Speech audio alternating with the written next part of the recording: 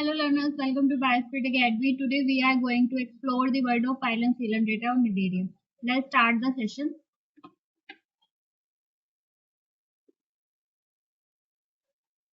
So before starting this phylum, first question is that why this phylum term as a coelom, data of Cnidaria? Let's discuss first. So this phylum has some specialized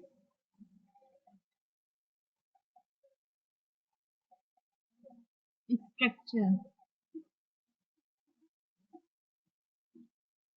First is gastrovascular cavity.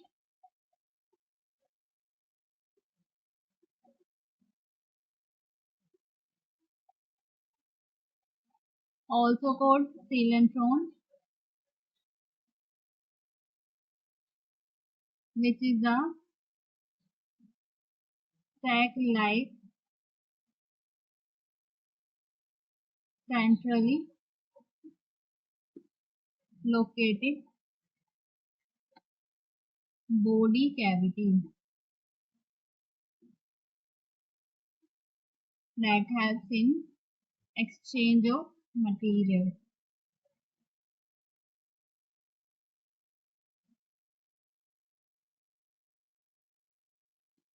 Like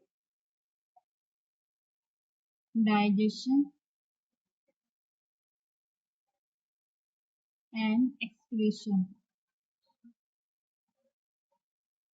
So on the basis of the coelentron, this phylum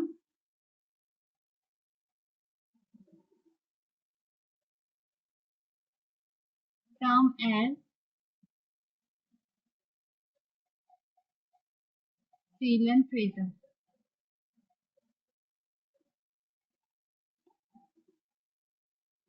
Due to the presence of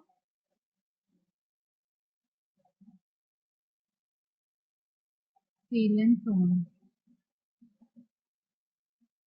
ठीक है, अगर मैं ये diagram दिखाऊं आपको, तो this is the diagram of the hydra.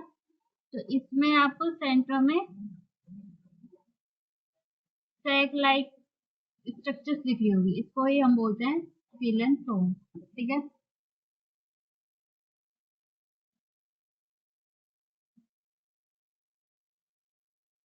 अगर हम इसके नेक्स्ट स्ट्रक्चर्स की बात करें तो next structure is cnidoblast cell.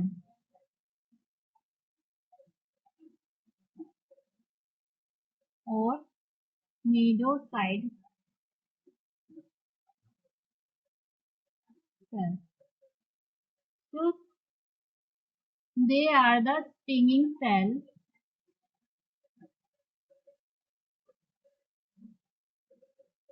that present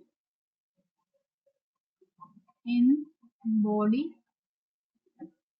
and tentacles, contain nematocyst organelle, which is the stinging capsule,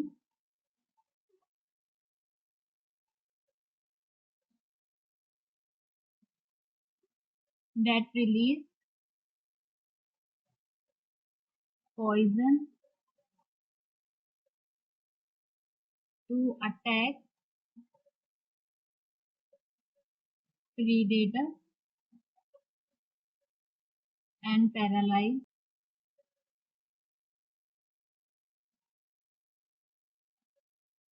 and capture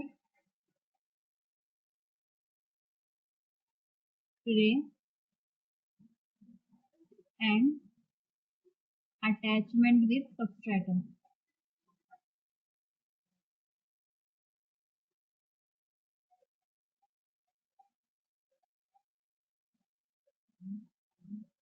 ठीक है, अगर मैं इसके स्ट्रक्चर्स की बात करूं तो this is the structure of the cnidoblast cell.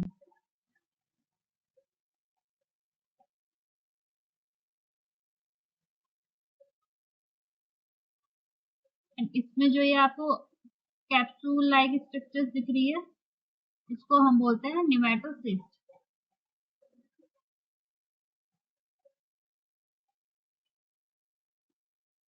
And इसके अंदर जो आपको एक कोइल स्ट्रक्चर दिख रही है, इसको हम बोलते हैं फाइबर। अब ये फाइबर क्या करते हैं, जैसे ही कोई ऑर्गेनिज्म आता है या कोई अटैक करता है, तो ये थ्रेड लाइक पॉइजन रिलीज करता है एंड उसको कैप्चर कर लेता है। ठीक है, तो ये हो गया। तो on the basis of the cnidoblast cell, this phylum term as Cnidaria.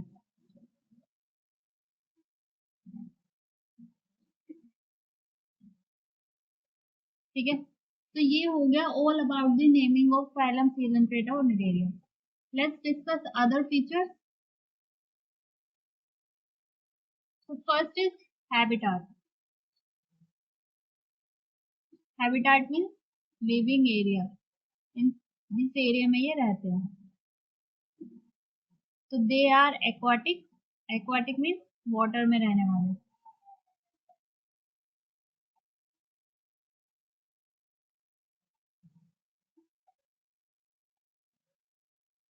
Mostly marine.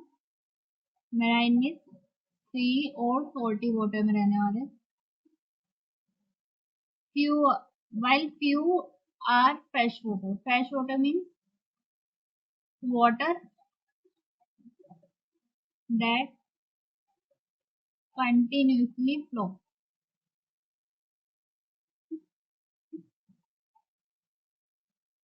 जिसका एग्जाम्पल है आपका हाइड्रा। ठीक है, तो दे आर, तो हैबिटेट कैसा हुआ इनका, एक्वाटिक, मोस्टली मैराइन,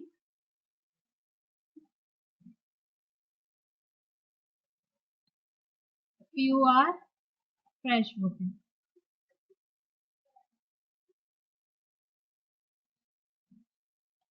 जिसका एग्जाम्पल है आपका हाइड्रा। ठीक है, तो ये हो गया हैबिटेट के बारे में। Next next point,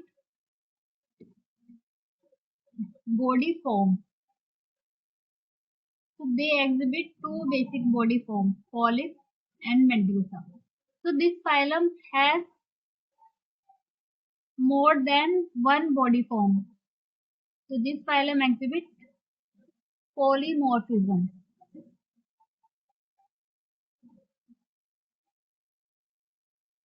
Polymorphism means presence of more than one body form। ठीक है, so these organisms show polymorphism। Polymorphism means presence of a more than single body form। So they have two basic forms, polyp and medusa। Polyp is a cylindrical,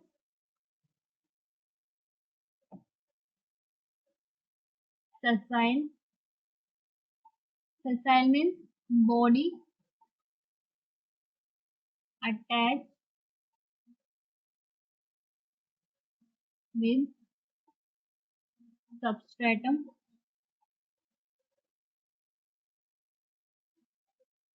and can be solitary।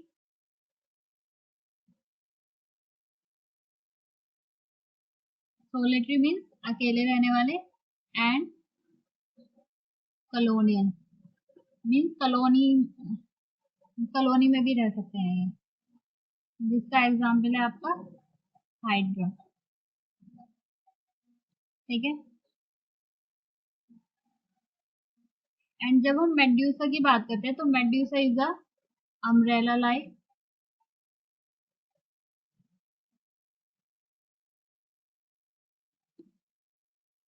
Free swimming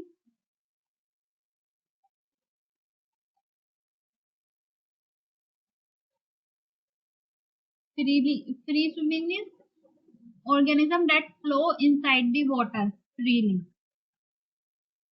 So they always solitary, means ये हमेशा अकेले ही मिलेंगे, जिसका example है आपका Aurelia, जिसको हम बोलते हैं जेली फिशेस। ठीक है, अगर हम इनके स्ट्रक्चर्स की बात करें,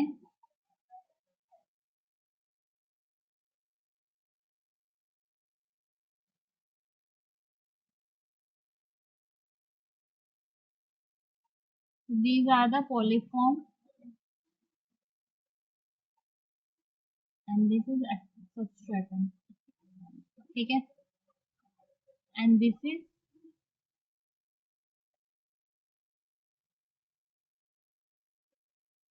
medusa form।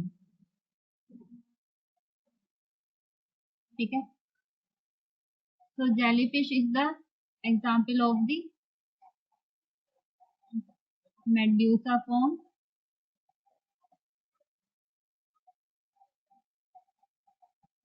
and this is hydra, which is an example of the polyp body form। ठीक है, नेक्स्ट बात करते हैं level of organization। So this phylum is the first phylum where a tissue are seen। तो जब tissue बनना form हो गए तो they exhibit tissue level of body organisation. Next is germ layer। So what is germ layer? So germ layer are the body layer that form all types of body tissue and organ। ठीक है, अब इनकी body tissue की बनी हुई है तो जाहिर सी बात है, तो ये जर्म लेयर टिश्यू फॉर्मेशन में हेल्प करेंगे। On the basis of the germ layer they are diploblastic. Diploblastic means presence of two germ layer.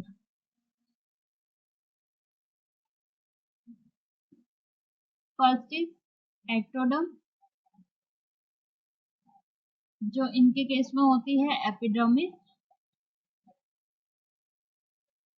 which is the outermost covering, and second होती है एंडोडर्म, जिसको हम बोलते हैं gastrodermis, which is the innermost layer। अगर मैं ये आपको डायग्राम में दिखाऊं तो this is epidermis outermost layer and this is gastrodermis। So between ecto and endo, you seeing in the diagram one substances fill layer also there, तो इसको हम बोलते हैं मीसोग्लिया।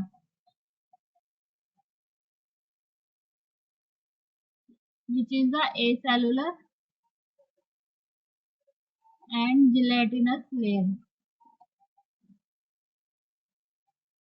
तो मीसोग्लिया भी इस फाइलम का इम्पोर्टेंट फीचर है। ठीक है, जो हेल्प करता है सपोर्ट में एंड बॉडी को डिफेंस प्रोवाइड करवाता है। ठीक है, नेक्स्ट बात कर लेते हैं। Next is symmetry. अब सिमेट्री क्या होती है? तो सिमेट्री अगर किसी भी ऑर्गेनिज्म को किसी भी प्लेन से कट करने पर अगर उसकी बॉडी टू इक्वल हाफ में डिवाइड हो जाती है तो हम बोलते हैं कि this organism show are symmetric. And अगर वो सिमेट्री शो नहीं करता तो ऐसे ऑर्गेनिज्म को हम बोलते हैं एसिमेट्रिकल। ठीक है, so on the basis of the symmetry they exhibit radial symmetry। radial symmetry means जब किसी ऑर्गेनिज्म को हम किसी भी प्लेन से कट करें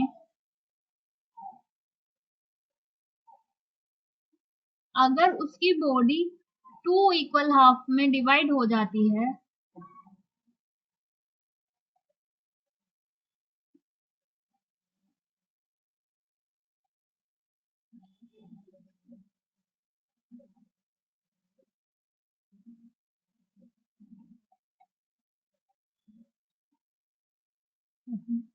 तो इस सिमेट्री को हम बोलते हैं radial symmetry.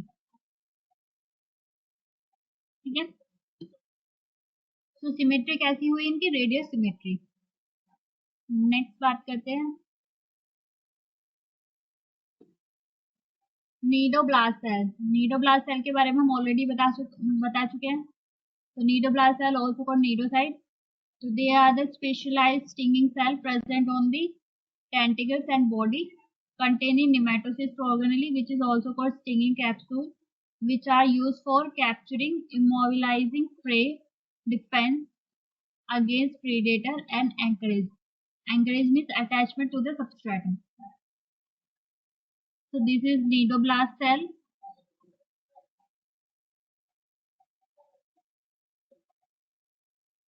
And this is capsule like structure, इसको हम बोलते हैं नेमेटोसिस्ट। एंड ये होता है इसका फाइबर जो पॉइजन रिलीज करता है। ठीक है, so on the basis of the nidoblast cell, this phylum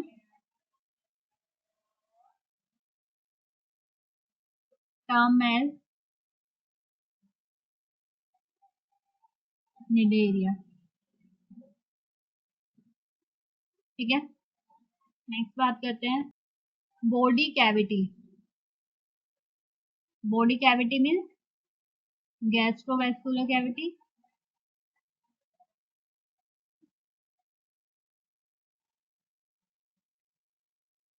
और सीलन फोम।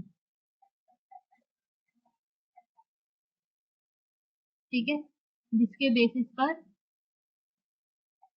हम इस फाइलम को सीलन ट्रेटा बोलते हैं।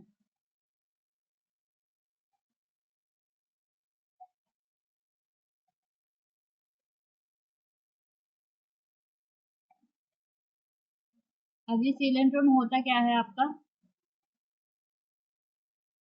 मान लो ये आपका हाइड्रा का स्ट्रक्चर है। ठीक है,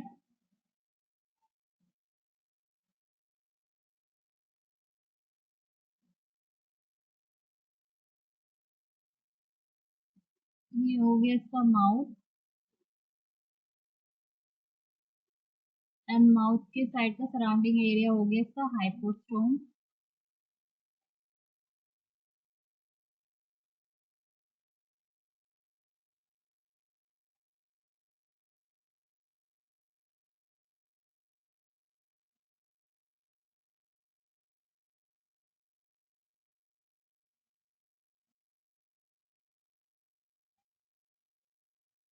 ये हो गई आपकी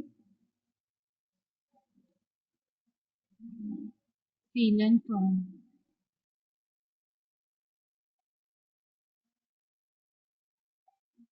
जिसको हम बोलते हैं गैस्ट्रो वेस्कुलर कैविटी।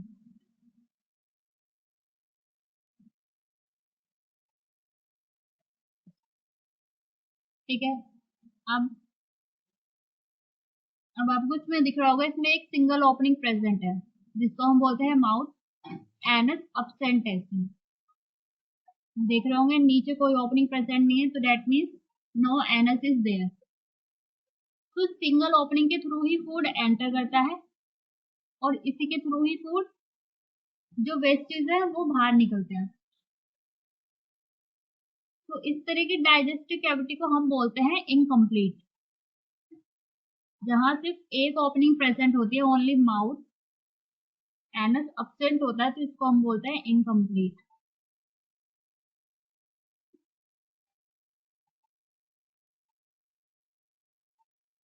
और अगर हम इस टाइप के बॉडी प्लेन की बात करें जिसमें सिर्फ सिंगल ओपनिंग प्रेजेंट होती है, एनस अब्सेंट होता है, तो बॉडी प्लेन को हम बोलते हैं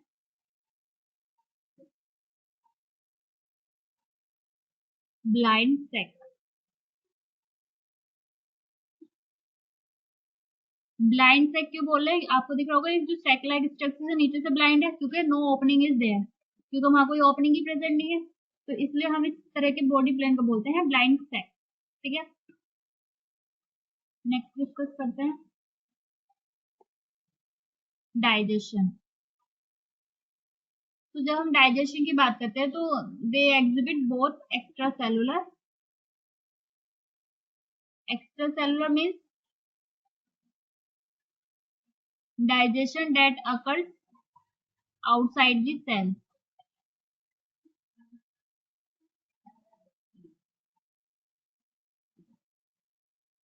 ठीक है, तो extracellular digestion occurs in the coelenterone means digestive cavity में होता है, and intracellular means digestion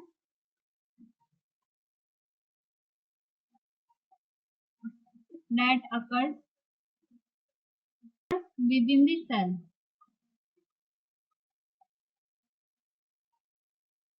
And which type of cell? That is gastrodermal cell।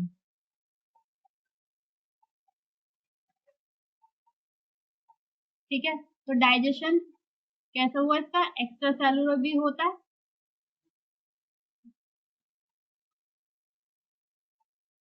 Extracellular होता है इसका सीलेंट्रोन में, and second is intracellular.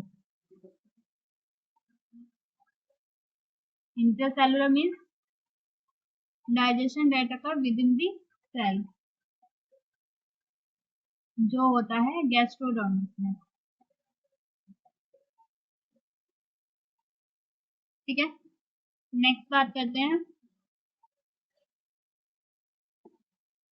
Skeleton. तो सीलेंट्रेटर में आपका एक स्पेशल ऑर्गेनिज्म और प्रेजेंट होता है जिसको हम बोलते हैं कोरल्स। अब ये कोरल्स क्या होते हैं, कोरल आपकी इस तरह की स्ट्रक्चर्स होती है पॉलिप लाइक।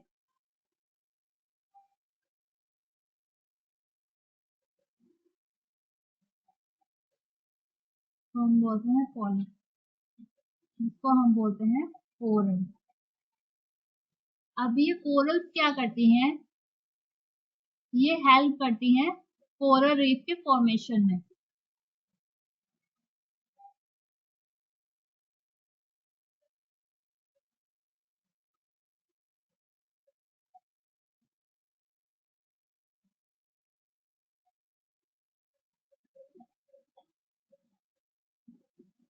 जो रॉकी स्ट्रक्चर्स होती हैं,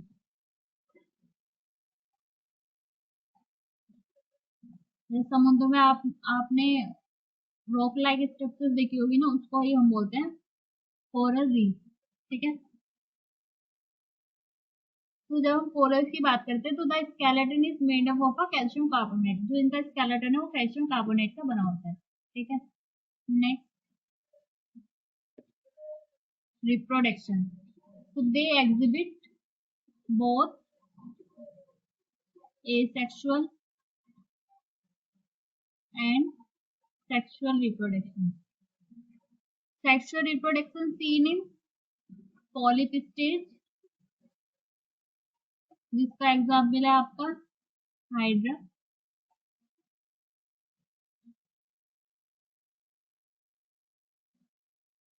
and sexual reproduction seen in medusa stage,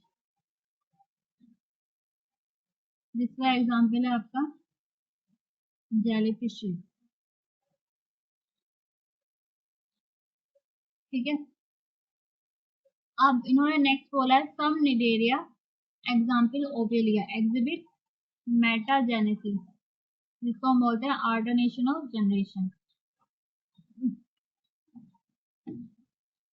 तो ओवेलिया ऐसा ऑर्गेनिज्म है जिसके पास पॉलिप एंड मेड्यूसा दोनों फॉर्म प्रेजेंट होती है, जो शो करता है मेटाजेनेसिस। ठीक है, अब now let's discuss the what is metagenesis. So metagenesis is also called alternation of generation। So in some Cnidaria, example example Obelia, cycle exhibits metagenesis, in which polyp reproduce asexually to produce medusa, while the medusa reproduce sexually to polyp, resulting in an alternation between asexual and sexual generation. तो इसको होता क्या है? अब जो आपका Obelia है, इसके पास पोलीफॉर्म भी प्रेजेंट है, इसके पास मेड्यूसा फॉर्म भी प्रेजेंट है। अब जो पॉलिप है वो तो एसेक्सुअली मेड्यूसा फॉर्म करती है, और जो मेड्यूसा है वो सेक्सुअली पॉलिप फॉर्म करती है। तो जनरेशन का जो ये अल्टरनेशन हो रहा है, इसी को ही हम बोलते हैं मेटाजेनेसिस।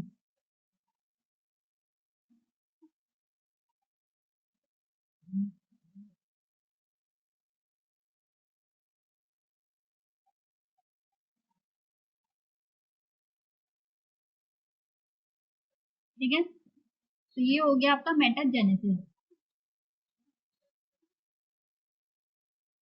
अब नेक्स्ट डिस्कस कर लेते हैं example.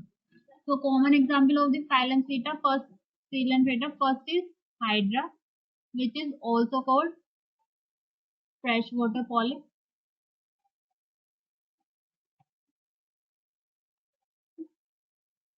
Second is Adamsia, also called sea anemone. Third is Panatula, also called sea pan. Fourth is Obelia, which show metagenesis.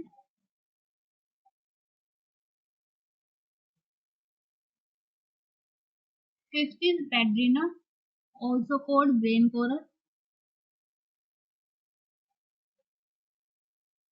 Why we call this brain coral?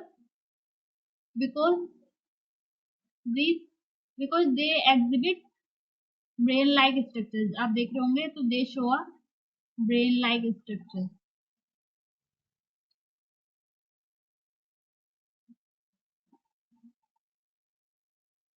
इसलिए हम इसको बोलते हैं ब्रेन कोरल। ठीक है, next is Metridium, which is also called sea anemone.